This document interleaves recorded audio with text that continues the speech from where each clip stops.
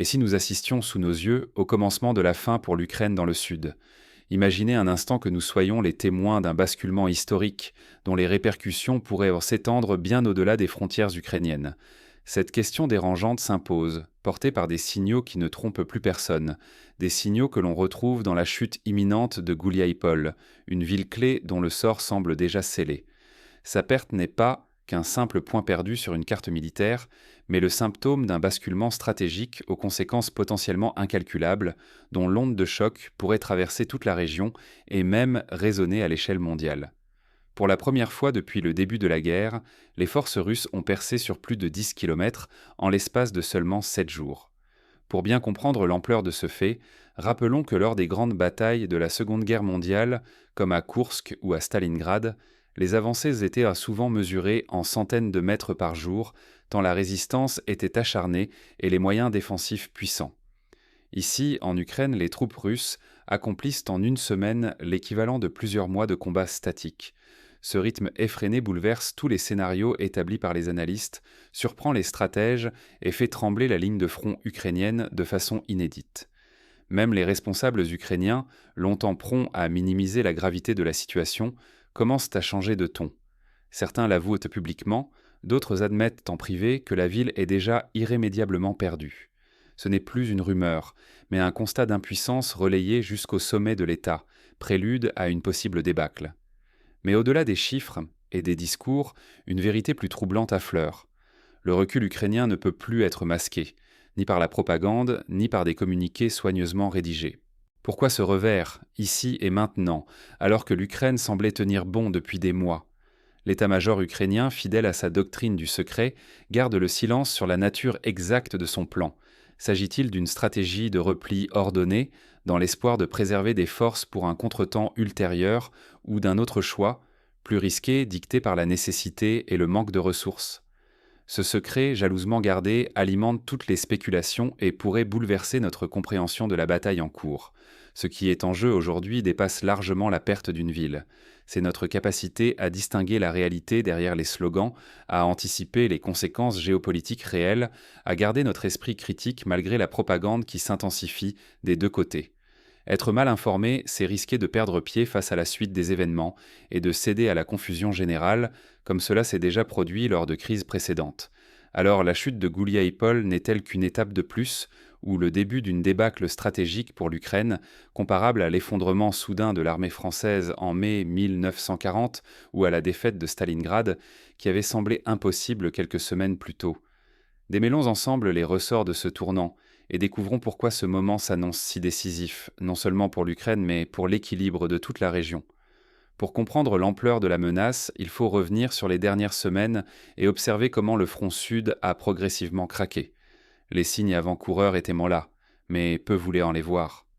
Comme lors de la chute de Dien Bien Phu, où les Français avaient sous-estimé la capacité de l'adversaire à encercler et isoler leur garnison, la situation à Gouliaïpol a évolué dans une indifférence relative, jusqu'au point de non-retour.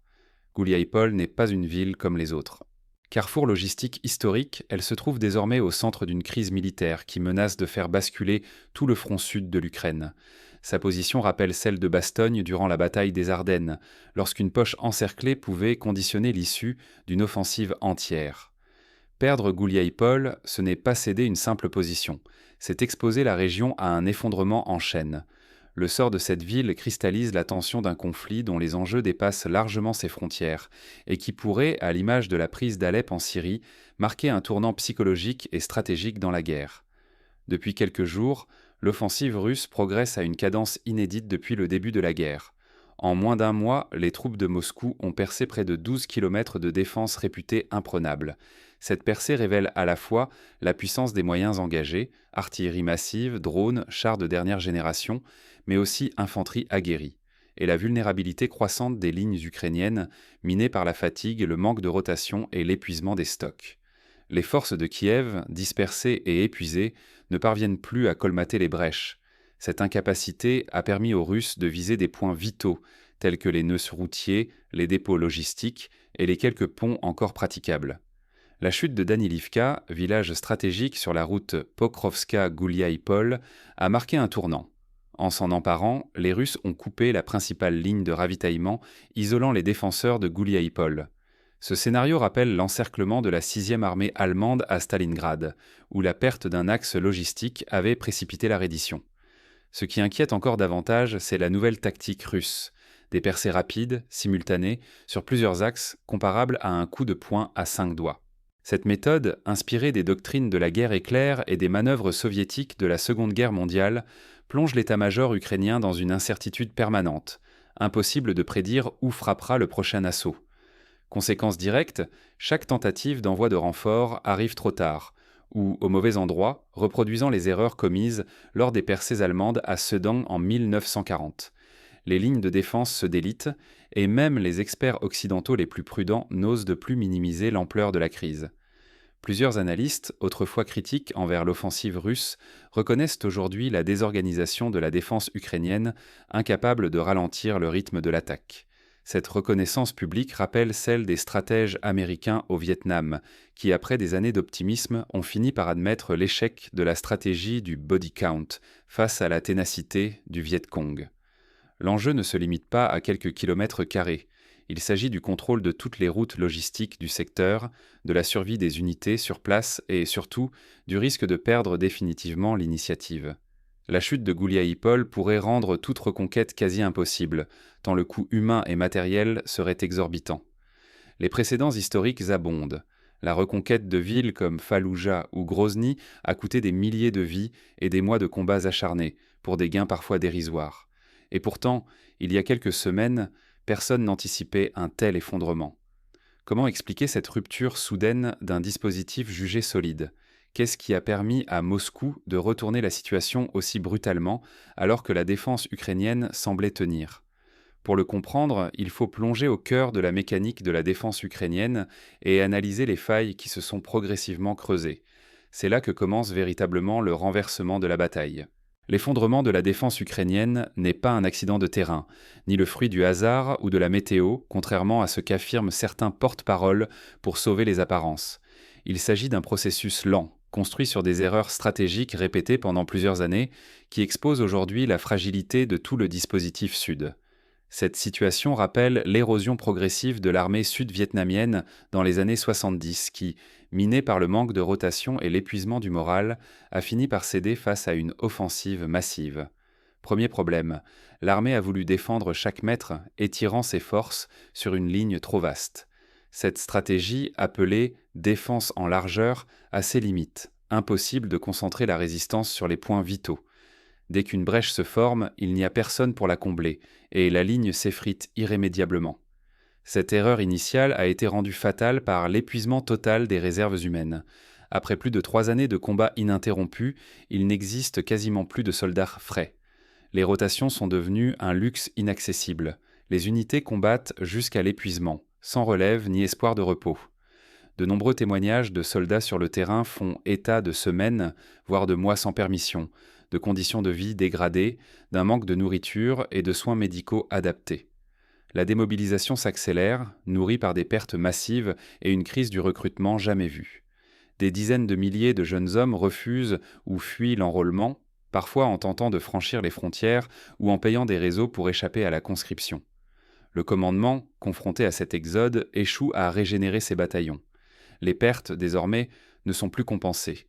Chaque position perdue devient définitive, créant un cercle vicieux qui affaiblit la capacité de résistance globale. Ce phénomène n'est pas nouveau. Lors de la guerre d'Algérie, par exemple, le manque de remplaçants avait déjà conduit à l'épuisement des unités françaises les plus exposées. Dans ce contexte, la désorganisation du commandement est flagrante. Les ordres se contredisent, la chaîne hiérarchique se délite et le moral des troupes s'effondre jour après jour. Privés de cadres solides et de stratégies claires, les soldats voyant disparaître toute volonté de résistance organisée. Les réseaux sociaux regorgent de vidéos où des soldats ukrainiens épuisés réclament du soutien ou dénoncent l'absence de directives, un phénomène qui rappelle la crise de commandement de l'armée russe pendant la Première Guerre mondiale. Les contre-attaques, autrefois la marque de fabrique ukrainienne, tournent systématiquement au désastre. L'ennemi anticipe chaque manœuvre, les ressources manquent pour coordonner la moindre opération d'envergure. L'initiative a basculé de façon durable du côté russe. Ce schéma a déjà été observé lors de l'offensive allemande en Ardennes, où l'absence de réserve et la désorganisation ont précipité la retraite alliée. Le signe le plus inquiétant, la reconnaissance publique de la perte irréversible de territoire. Officiers et responsables politiques admettent désormais que certains secteurs ne seront jamais repris. Le discours officiel a changé. Il ne promet plus la reconquête, mais prépare la société à accepter la défaite sur ses pans entiers du front. Ce glissement sémantique est lourd de sens. Il marque le passage d'une guerre de reconquête à une guerre de survie, où l'objectif n'est plus de gagner, mais de limiter la défaite. L'enjeu dépasse de loin la perte de quelques kilomètres carrés. C'est la capacité même de l'Ukraine à résister en tant que structure militaire organisée qui s'amenuise. La confiance dans le commandement s'évapore, tout comme l'espoir de redressement. L'armée et derrière elle toute la société sombre dans une crise morale dont les conséquences pourraient bien s'avérer irréparables. L'histoire regorge d'exemples où l'effondrement du moral a précédé l'effondrement militaire effectif. La défaite de l'armée impériale russe en 1917 ou celle de l'armée afghane en 2021. La chute de Gouliaïpol n'est donc pas un simple revers local. Elle cristallise l'ensemble de ses faiblesses et ouvre la voie à de nouveaux bouleversements, aussi bien sur le terrain qu'à l'échelle internationale. Chaque défaite majeure entraîne une recomposition des alliances, une remise en question des soutiens et une accélération des dynamiques internes, comme le montre l'exemple de la chute de Saïgon ou de la prise de Mossoul. Gouliaïpol n'est que le début d'une série d'effondrements redoutés. Sa chute ouvre une brèche profonde dans la ligne de défense ukrainienne, dont les ondes de choc dépassent la simple cartographie militaire. Désormais, l'offensive russe dégage la route d'Orikiv, puis, en ligne de mire, celle de Zaporijia, un des pivots stratégiques du sud du pays. Orikiv, ville aujourd'hui transformée en forteresse, pourrait devenir le prochain domino à tomber, ouvrant la route vers des objectifs encore plus ambitieux. Pour l'armée ukrainienne, le spectre d'une coupure logistique totale se dessine. Les corridors d'approvisionnement se resserrent, chaque kilomètre perdu menace d'isoler complètement les troupes déployées dans le sud. Si la rupture se confirme, c'est toute la défense du couloir méridional, de Nikolaïev à Odessa, qui risque l'effondrement en chaîne. Un scénario que redoutèrent déjà les stratèges britanniques lors de la bataille d'El Alamein, où la perte d'un point clé aurait pu entraîner la chute de toute l'Afrique du Nord aux mains de l'ennemi. L'avancée russe s'accélère, profitant de la confusion ukrainienne. Moscou multiplie les manœuvres éclairs, contournements et frappes en profondeur. L'intention est limpide, submerger, encercler, frapper là où la résistance fléchit déjà.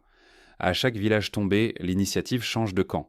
La pression sur les grandes villes stratégiques s'intensifie. Ce type de guerre de mouvement rappelle les campagnes de Napoléon, où une percée sur un point faible pouvait entraîner l'effondrement complet du dispositif adverse.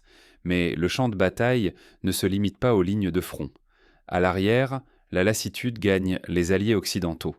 L'Europe, fragilisée par des crises politiques et économiques, commence à douter.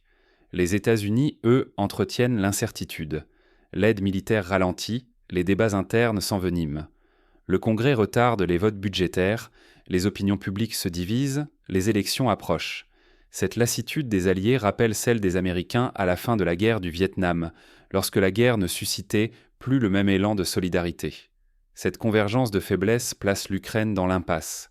Si le Sud cède, le pays serait tranché en deux. La perte de Nikolaïev, d'Odessa et du couloir portuaire signifierait la rupture avec la mer Noire, un basculement stratégique difficile, voire impossible à inverser. Ce serait l'équivalent, pour l'Ukraine, de la perte de Dunkerque pour la France en 1940, la coupure du principal accès à la mer et à l'aide extérieure. Ce qui se joue désormais, c'est la survie même de l'Ukraine en tant qu'État viable. Mais au-delà, c'est la stabilité de toute la région qui vacille, l'équilibre des alliances, la crédibilité des soutiens étrangers, la capacité de l'Europe à peser sur la recomposition géopolitique. L'enjeu dépasse les frontières.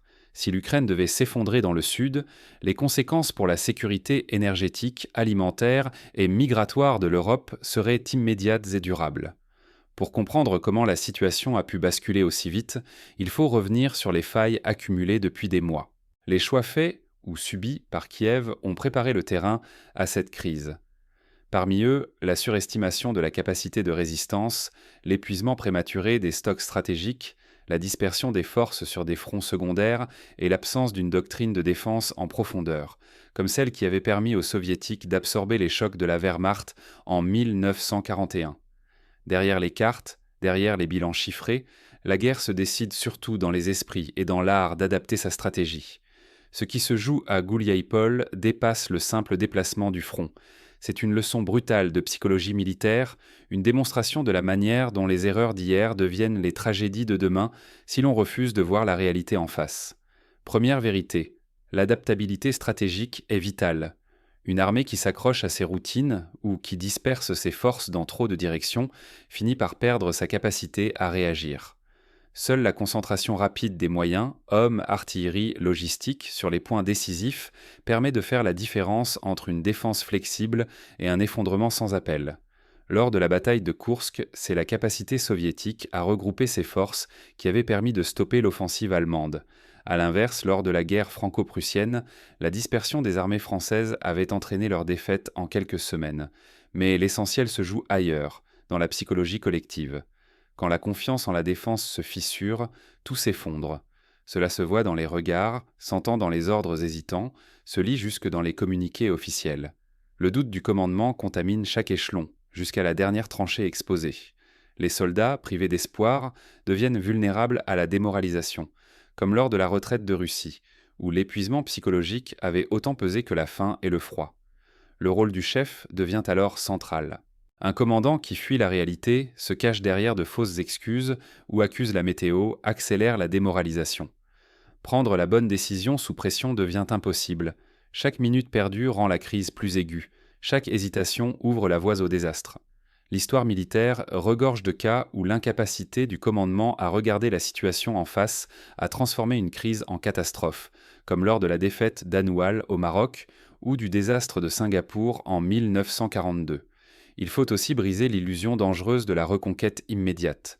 Dans une guerre aussi mobile, une position perdue est rarement récupérable. Chaque recul crée un vide que l'ennemi s'empresse d'exploiter, avançant plus vite qu'on ne peut contre-attaquer. Vouloir reprendre pied sans préparation, c'est sacrifier inutilement des hommes et des ressources précieuses. Les tentatives de contre-offensive hâtive lors de la guerre de Corée avaient recouté des milliers de vies sans modifier fondamentalement le rapport de force. La guerre moderne n'a plus rien de statique. La vitesse prime, la manœuvre l'emporte sur la simple possession du terrain. Cela exige une logistique réactive, des réserves disponibles à tout instant et surtout l'humilité d'accepter de céder du terrain pour préserver l'essentiel. L'armée israélienne, lors de la guerre du Kippour, avait su reculer sur certains axes pour mieux contre-attaquer ailleurs, sauvant ainsi l'équilibre général du front. Toute armée doit préparer le pire scénario, refuser la dispersion au nom du symbole ou de l'optimisme. Chaque division immobilisée sur un point perdu d'avance affaiblit le dispositif global. Seule la lucidité, la capacité à voir le danger sans filtre, permet de sauver ce qui peut l'être et d'organiser une riposte crédible. Les généraux prussiens du XIXe siècle avaient fait de cette lucidité une vertu cardinale, expliquant en partie leur succès face à des adversaires souvent plus nombreux mais moins réactifs. Ce qui se joue ici dépasse de loin les kilomètres carrés ou les statistiques. Il s'agit de tirer les vraies leçons de l'histoire, de rester lucide face à la désinformation qui brouille la compréhension des événements et de préparer collectivement les réponses aux crises à venir. Comprendre les causes profondes de l'effondrement, c'est éviter qu'il ne se reproduise ailleurs. Les armées modernes investissent désormais dans la résilience psychologique et la formation à la gestion de crise, conscients que la guerre du futur sera autant mentale que matérielle.